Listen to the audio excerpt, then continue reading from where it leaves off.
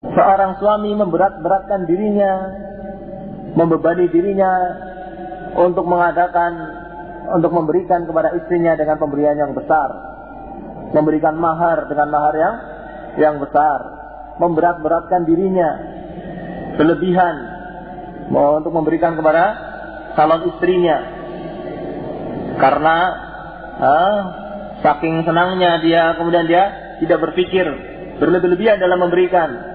Dan ketika setelah memberikan dengan jumlah yang besar, yang sangat besar, maharnya sangat besar, kemudian ternyata dia dapatkan istrinya itu tidak seperti yang dia inginkan, maka ini akan mempercepat terjadinya perceraian. Maka seorang itu jangan berlebih-lebihan dalam mengadakan acara walimah, dalam memberikan mahar, memberikan kepada istrinya. Nah, ini dia memberikan sesuai kemampuannya dan tidak berlebih-lebihan di dalam masalah ini. Dan dikatakan dalam hadis Nabi SAW, Inna a'zaman nisa'i barakatan aisaruhunna ma'unnatan. Ya. Yang paling barokah, perempuan yang paling besar barokahnya, perempuan yang paling berbarokah adalah perempuan yang sedikit pembebanannya. Sedikit kita itu mengeluarkan untuk maharnya, untuk kehidupannya. Nah, ini salah satu sebab. Di antara sebab yang lain disebutkan oleh Syekh Shalih Fauzan juga adalah adanya sandiwara, adanya tontonan-tontonan yang menceritakan hubungan sebuah keluarga, yang kemudian oleh seorang perempuan yang akalnya lemah dipraktekkan dalam keluarganya karena menonton sandiwara atau karena menonton sekarang istilahnya sinetron. Dipraktekkan itu di dalam rumah tangganya, atau sandiwara-sandiwara tadi pertunjukan yang mengisahkan tentang enaknya perempuan yang bisa keluar rumah dengan bebas, yang bisa pergi dengan bebas, sedangkan dirinya melihat setelah membandingkan dengan dirinya, saya selalu di rumah ngurusi anak, masak saja. Itu yang di TV, Masya Allah bisa pergi kemana-mana dengan enak, tidak pernah mendapatkan masalah, kemudian dia tertipu dengan semua itu. Nah, ini salah satu juga yang bisa menyebabkan terjadinya perceraian. Atau seorang suami melihat di dalam film, di dalam sinetron, perempuan-perempuan yang sangat cantik, mungkin yang lebih cantik dari istrinya. Ada orang jelek pun bisa dapat perempuan yang cantik, berarti saya juga mungkin bisa dapat yang lebih cantik daripada yang saya punya. Akhirnya dia pun terjatuh kepada perbuatan-perbuatan maksiat wal'iyadzubillah. Ini salah satu sebab. Sebab-sebab ini harus dihindari untuk dikosongkan rumah-rumah itu dari sebab-sebab yang seperti ini. Dikosongkan rumah ini dari majalah-majalah yang memberikan cerita-cerita bohong, memberikan cerita-cerita palsu, memberikan kisah-kisah yang hanya buatan saja. Dikosongkan rumah dari televisi yang menceritakan tontonan-tontonan yang seperti itu, yang mungkin bisa jadi menceritakan tentang jeleknya keluarga seorang muslimah yang berhijab, yang senantiasa dia itu di dalam rumahnya, ditekan di dalam rumahnya, ngurusi anaknya, lahir terus anaknya, digambarkan dengan gambaran yang sangat jelek, atau mungkin digambarkan dengan gambaran yang sangat jelek akibat dari adanya ta'addud, mempunyai istri lebih dari satu, digambarkan dengan gambaran yang jelek, sehingga seorang perempuan atau keluarga akan terpengaruh dengan tontonan-tontonan yang demikian tadi. Ini juga merupakan salah satu sebab-sebab perceraian. Dan juga salah satu sebab perceraian dikatakan oleh Syekh Shalih Fauzan adalah keluarnya istri untuk bekerja di luar rumah. Bekerjanya istri di luar rumah. Ini akan menyebabkan mudahnya terjadi perceraian, karena tentunya dia akan meninggalkan banyak kewajiban-kewajibannya sebagai seorang istri. Kewajiban untuk melayani suaminya, kewajiban untuk memperhatikan anak-anaknya, memandikan anaknya, memakaikan baju buat anaknya, merapikan rumahnya. Kewajiban-kewajiban ini akan terbengkalai kalau seorang istri itu bekerja di luar rumah, mencari nafkah, padahal yang wajib memberikan nafkah adalah suaminya. Ini juga salah satu sebab, ya, sebab terjadinya perceraian. Kalau sampai istri yang bekerja, kalau istrinya bekerja, nanti kebalik, suaminya yang mengurusi urusan rumah, mengurusi anaknya, yang meladeni istrinya, makan, minum dan sebagainya. Nah, maka ini salah satu sebab yang bisa menyebabkan terjadinya ini perceraian. Baik, maka perkara-perkara tadi harus dihindari. Dan ketika terjadi perselisihan di antara suami istri, maka jangan terburu-buru seorang itu mengancam istrinya dengan cerai. Jangan terburu-buru seseorang itu menceraikan istrinya. Dikatakan oleh Syekh Muhammad Ibn Shalih Al-Utsaimin tentang masalah ini, kata beliau, amal wajib indal khuruj minan nikah fa inna zawja ma'murun idza ra'a min zawjatihi ma yukrah an ya'idaha thumma yahjuraha fil madja' thumma yadribuha darban ghairu mubarrih wa yasbir 'alayha fala yutalliqha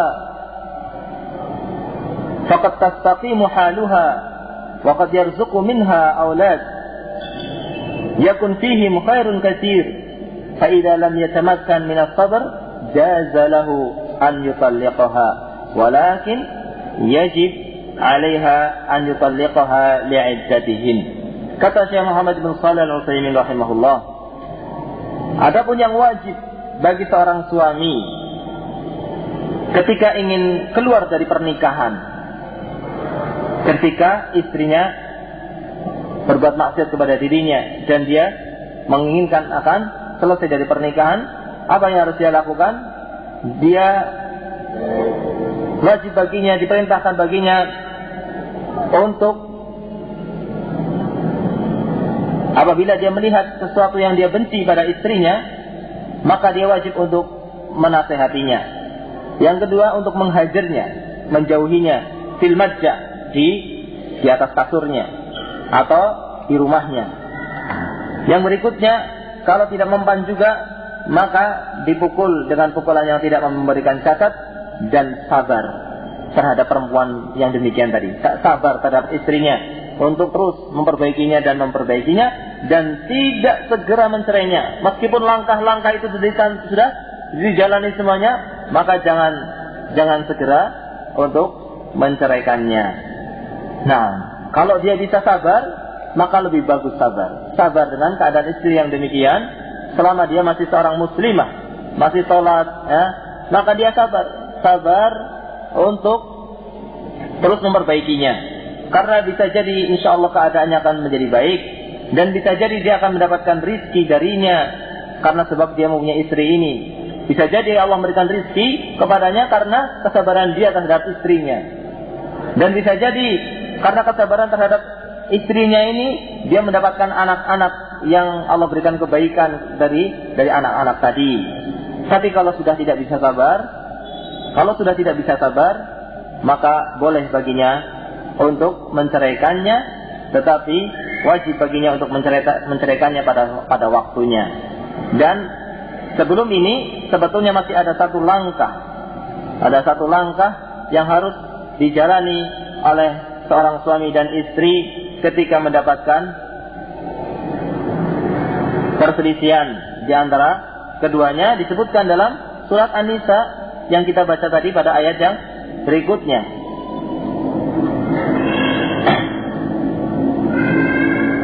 Allah Ta'ala berfirman, wa in khiftum shiqaqa bainihima fab'athu hakaman min ahlihi wa hakaman min ahliha.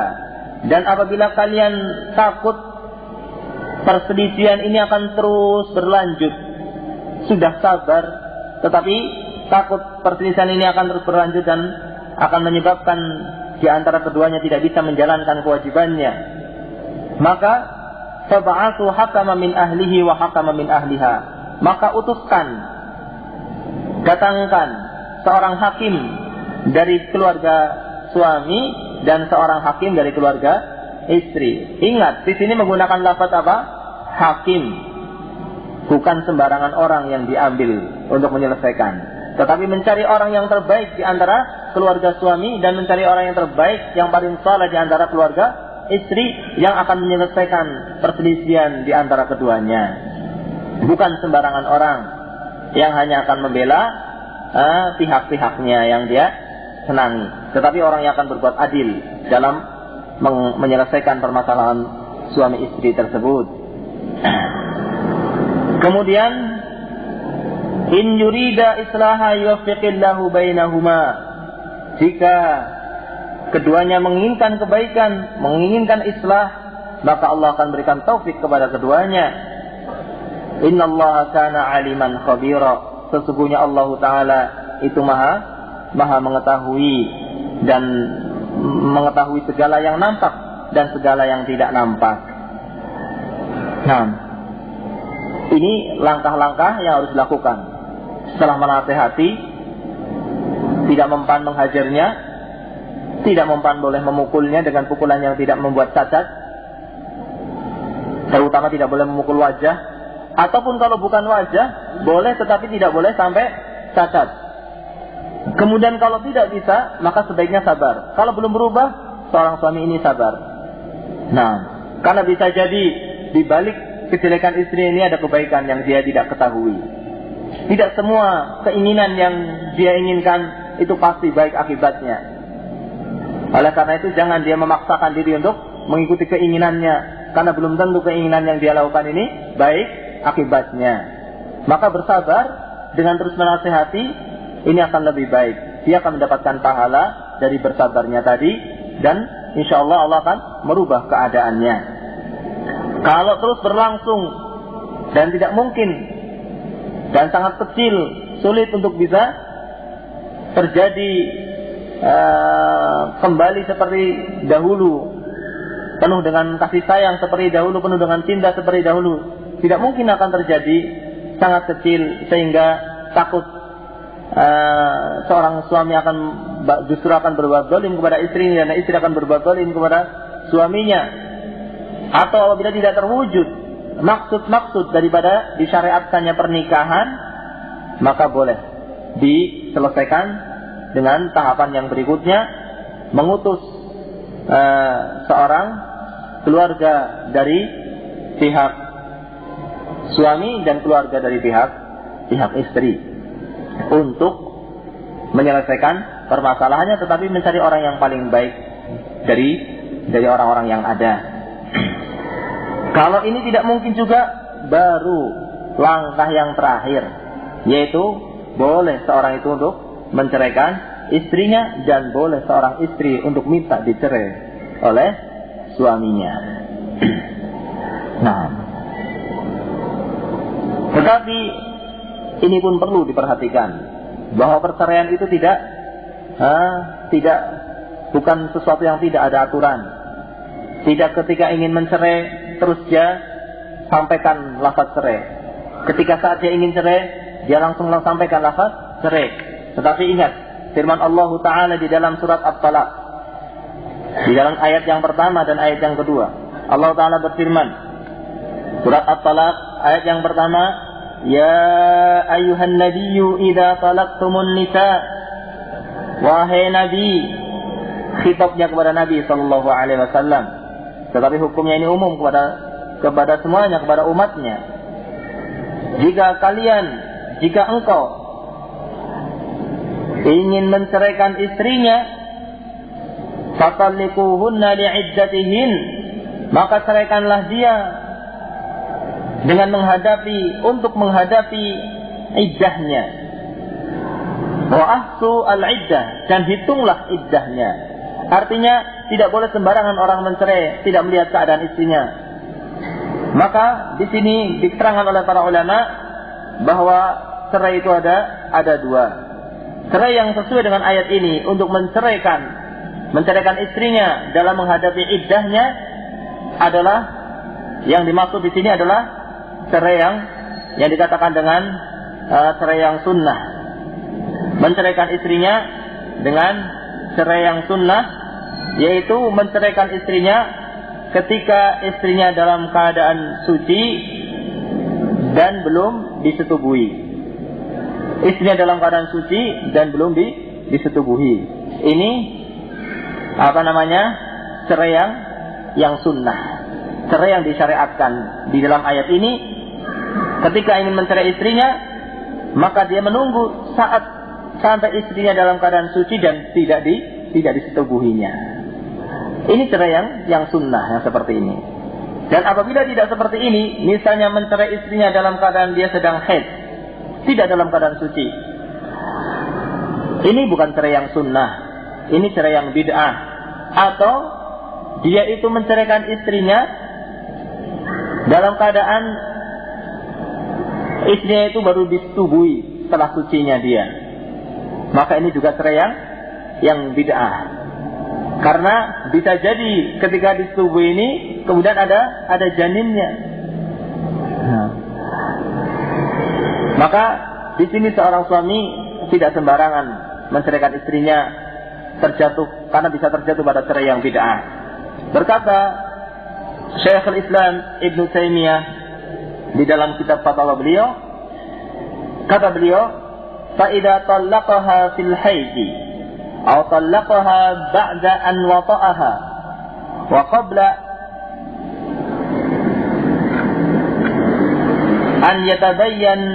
an yatabayyana hamluha fa hadha at-talaq muharram wa yusamma talaqul bid'ah wa huwa muharram wa huwa haramun bil kitabi wa sunnati wal ijma'i.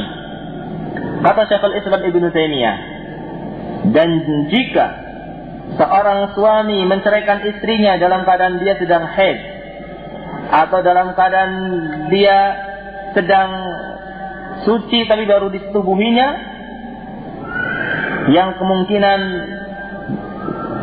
di dalam perutnya ada janin, di dalam rahimnya ada janin dari hasil hubungan tadi, maka perceraian yang dilakukan dengan cara tadi, yaitu menceraikan istrinya dalam keadaan haid atau setelah dia mensetubuhinya dan belum jelas, dan setelah sucinya dia belum jelas apakah hamil apa tidak hamil, dalam keadaan seperti ini, maka cerainya ini adalah cerai yang bid'ah. Cerai menceraikan istri dalam keadaan haid atau dalam keadaan baru suci tapi baru disetubuhi setelah sucinya, tidak jelas sedang hamil atau tidak hamil. Kalau sudah hamil jelas tidak apa-apa. Ini juga perlu dipahami, karena sebagian orang menganggap sesuatu yang terlarang menceraikan istri dalam keadaan hamil.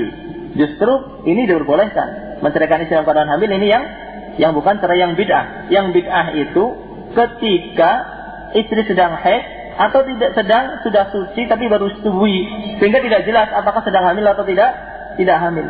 Kalau jelas-jelas sudah hamil dia tahu, maka tidak apa-apa dia menceraikannya, karena ini iddahnya jelas. Kalau demikian iddahnya akan menjadi jelas. Maka cerai yang seperti ini, ketika seorang istri sedang haid atau baru saja suci dan disetubuhinya, perceraian ini adalah cerai ini adalah cerai yang bid'ah, dan ini haram hukumnya. Seorang suami menceraikan istrinya dalam keadaan istrinya sedang haid, haram. Maka harus perhatian, jangan buru-buru ketika marah lafaznya cerai dan cerai, terjatuh pada cerai yang bid'ah. Maka ahlu sunnah wal jamaah pada khususnya harus orang yang tahu masalah ini, karena ahlu sunnah wal jamaah adalah orang yang menyukai sunnah, yang mengikuti sunnah, tidak mengikuti yang bid'ah. Dan ini adalah cerai yang bid'ah. Meskipun cerai yang bid'ah ini terjadi, cerai yang bid'ah ini terjadi, artinya kalau orang itu mencerai dalam keadaan istrinya haid, ya itu terjadi cerai itu, tetapi dia terjatuh kepada yang haram. Dia terjatuh pada perkara yang haram, sebagaimana dijelaskan oleh Syekhul Islam Ibn Taimiyah, bahwasanya ini hukumnya haram sebagaimana tersebut di dalam Al-Quran dan As-Sunnah dan ijma' para ulama.